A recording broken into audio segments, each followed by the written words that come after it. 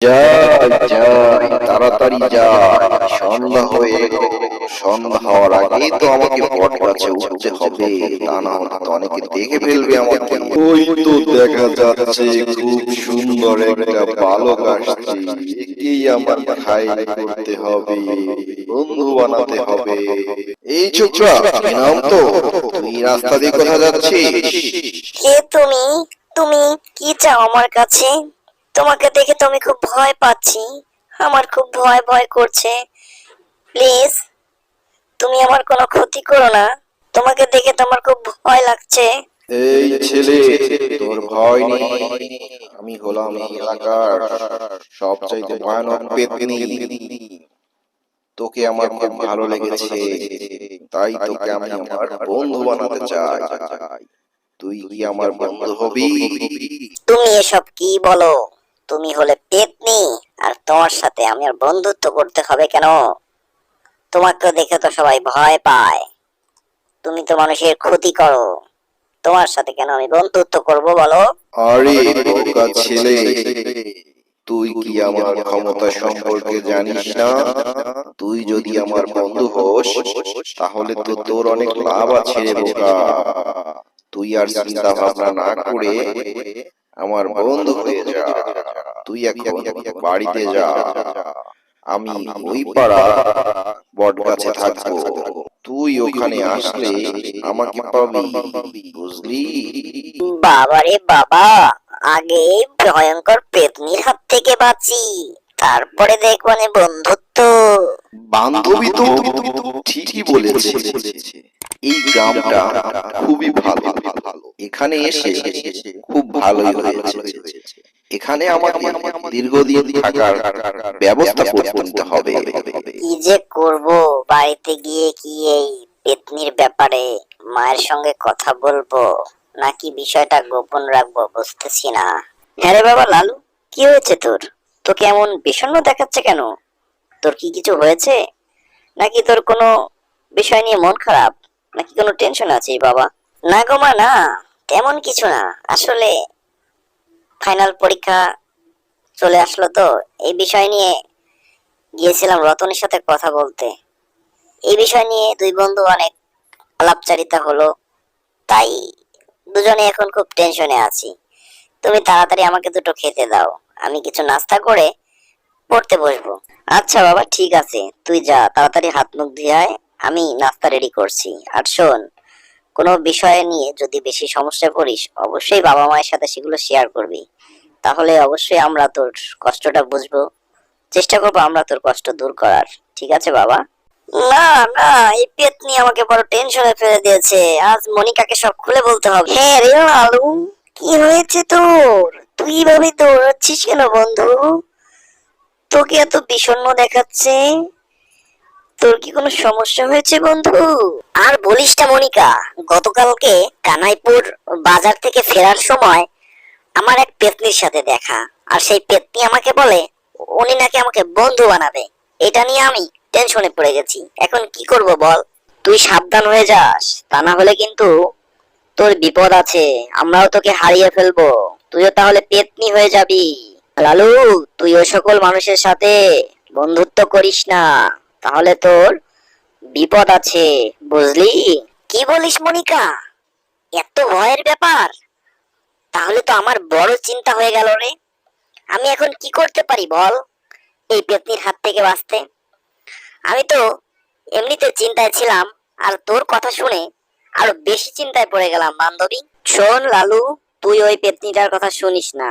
আর তুই ওই কানাইপুরের হাটের ওদিকে যাস না, ওদিকে বট গাছে শুনেছি অনেক পেতনি থাকে। তুই যদি ওর কথা শুনিস, তাহলে কিন্তু তোর সামনে আরো বিপদ আছে। ঠিক আছে? আচ্ছা রে মনিকা, আমি বাড়ির দিকে যাই, দেখে গিয়ে কি করা যায়, বড় চিন্তায় পড়ে গেলাম। যাই, এই বিষয়টা ঠাম্মির সাথে আলাপ করি। ঠাম্মিকে সবকিছু খুলে বলতে হবে, তা না হলে তো আমি এর থেকে রক্ষা পাবো না। কি রে দাদু ভাই লালু, কি হয়েছে তোর? তোকে এত চিন্তিত দেখাচ্ছে কেন?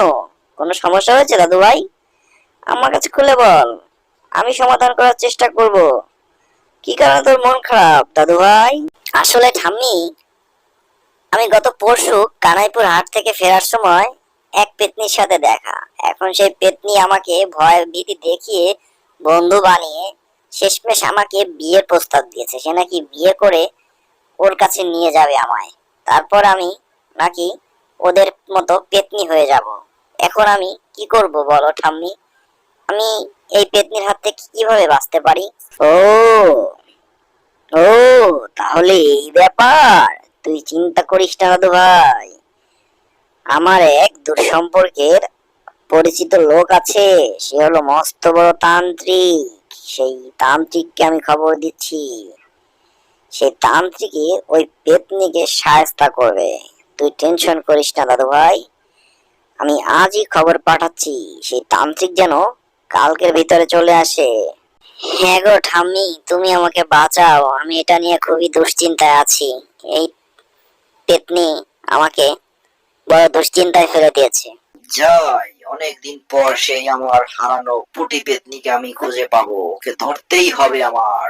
এই ছোকরা, তোমার নাম কি লালু? তুমি বলো ওই পেতনিটা কোথায় আছে? ওই পেতনিকে তো আমি বহুদিন ধরে খুঁজছি। আজ তুমি ওকে যদি ধরিয়ে দিতে পারো তাহলে তোমাকেও আমি পুরস্কার দিব। আর তোমার কোনো ভয় নেই, তুমি আমাকে নিয়ে চলো সেখানে। তান্ত্রিক মহাশয়, আমাকে আপনি বাঁচান। ওই পেতনির যন্ত্রণায় আমি বড় অশান্তিতে আছি। সামনে আমার পরীক্ষা। আমার এত দুশ্চিন্তায় এই পেতনিটা আমার জীবনটা শেষ করে দিচ্ছে। সে নাকি আমাকে বিয়ে করে আমাকে সেই পেতনি বানিয়ে দিবে। আপনি আমাকে বাঁচান তান্ত্রিক মহাশয়। এই ছোকরা, আমি বলছি না, এই হারাধন তান্ত্রিক থাকতে তোমার কোনো ভয় নেই। তুমি নিয়ে চলো আমাকে সেখানে। আসুন আসুন তান্ত্রিক মহাশয়। কানাইপুরের হাটের পাশে যে বটগাছটা আছে, ওই বটগাছটাতেই পেতনিটা থাকে। এই ছোকরা লালু, তোর এত বড় সাহস! তুই এই হারাধন তান্ত্রিককে সাথে নিয়ে এসেছিস? তুই কি আমার ক্ষমতার কথা ভুলে গেছিস? তোর পরিবারের কথা একটুও মনে পড়লো না? আমি বলছি না, তুই যদি আমার কিছু করিস তাহলে কিন্তু তোর পরিবারকে আমি ধ্বংস করে দেব। শোন শাকচুন্নি, তুই বেশি বাহাদুরি করিস না। আজকে আমি তোকে আমার হাতে বন্দি করে নিয়ে যাব। তারপর দেখবো তুই কি করে এই মানুষের ক্ষতি করিস।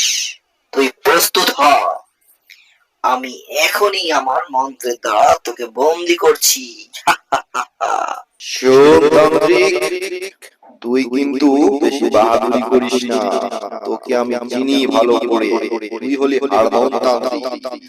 তোর কাছে আর কি এমন শক্তি আছে যে তা দিয়ে তুই আমাকে বন্দি করবি?